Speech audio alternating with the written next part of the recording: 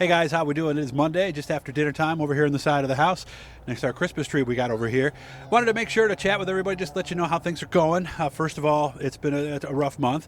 We had our procedure there. They lasered our kidney stone there on Friday, so we've been sore for a couple days. We're still pretty sore today, but hoping we can make the Canandaigua practice this Saturday and get out there and have some fun. Talked to Mike Yanni a little while ago, so hopefully we'll be able to make that. And we'll be back on the road this week with some new videos for you as well.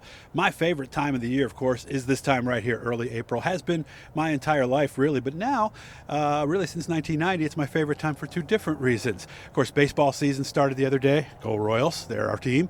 And the other thing is racing is starting at the same time, too.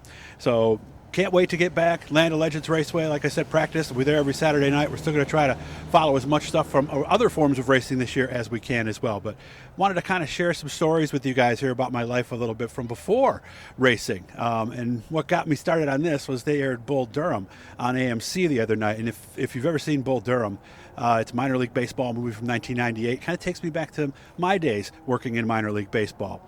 I was the voice of the Auburn Astros, half-season, single-A team out of Auburn, New York, the York Penn League, and I did that for 3 years. I was the guy in the booth who would, now batting, Peter Britton, number 21, third baseman, stuff like that. But I got to do some radio, got to do some TV, not a lot because there was a guy who was in that position already. But as I watched that movie the other night, it brought me back to how things were back in Auburn. And I'm not sure with all the minor league alignment and stuff if they still have a team there or not, but that was community baseball back in the day. And what that meant was the community actually owned the team.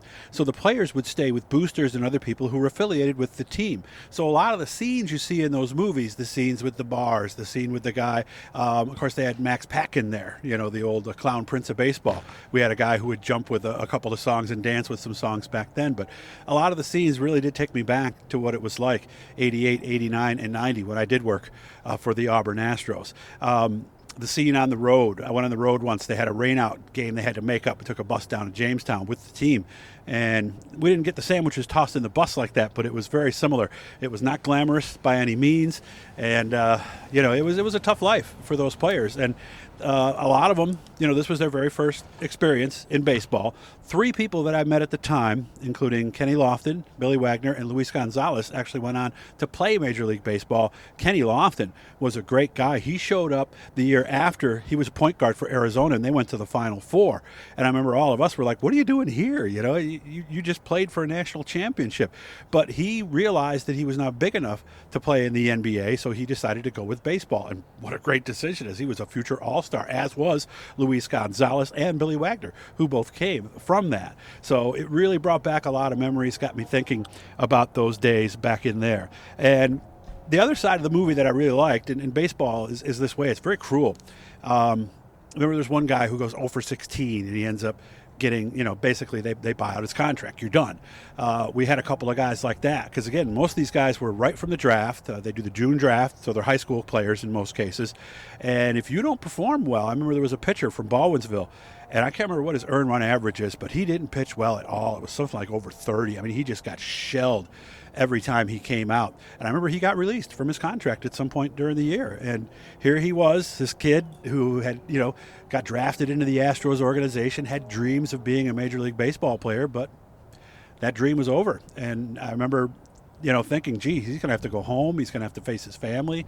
And it really was a very interesting time in my life. But then in between the 89 and 90 seasons, that's when somebody from Fulton Speedway reached out to Keuka Community College, where I was going to school, and said, hey, do you have any play-by-play guys, somebody you know who might like racing? And obviously the rest, as they say, is somewhat history. But in 1990, I was doing baseball during the week, and then on Friday and Saturday and Sunday, actually Saturday and Sunday then, we were actually going to Fulton and Utica Rome Speedways. So again, my favorite time of the year. Originally I took the gig because it was more money. The baseball gig paid $15 a night, a whole $15 a night, and the racing paid $50. And it's amazing, there's still some tracks that pay that today, as a matter of fact. But again, my favorite time of the year for a lot of different reasons. And now, like I said, with racing as part of my life, this time of year really gets me going. Obviously, we'll be rooting for my Royals this year, hoping they have a good year. I always follow the Yankees. You know, you got to have a team that's a dynasty, that is one of the teams that others compare themselves to. So I always follow the Yankees. I still think they're a little old, and I think they need to bring more players up, kind of like they did with Bernie Williams and Jeter and all those guys, Posada, back in their last runs that they had to the World Series. But I always like to follow them, and my dream is that someday the Royals and Yankees will meet again for the pennant like they did back in the 70s. Because if you're my age, you remember that. So still following baseball, still playing Stratomatic. Going to get my new cards here in a little bit. So, but I just wanted to say hi to everybody, let you know how we're doing. We're going to get out, have a couple things set up this week. I still have some stuff in the can, so we'll be putting that stuff up as well. I want to thank Camille for being behind the camera, and I want to thank all you guys for your nice words and everything, because this has been a little more than what I thought it was going to be. I really thought this second procedure was going to be not a big deal at all, but it ended up hurting me pretty good. So we'll see you guys hopefully on Saturday, and then next weekend will be the opener. So let's hope for no rain. Let's hope for a great racing season. Let's hope all these shortages and everything we're hearing about somehow magically fix themselves, and we can have ourselves a great year. Again, thanks you guys for checking things out. Hit that blue E down there in the corner, and we'll have some more stuff up for you tomorrow. Thanks, guys.